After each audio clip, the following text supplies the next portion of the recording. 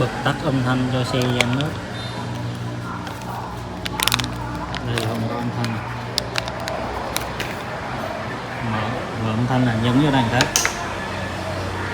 sau đó giữ im.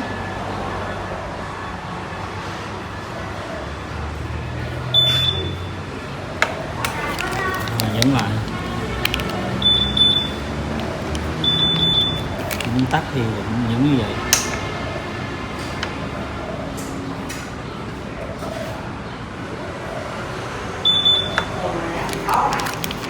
Rồi không có âm thanh. Đây không có âm thanh. Rồi, có âm thanh rồi nè.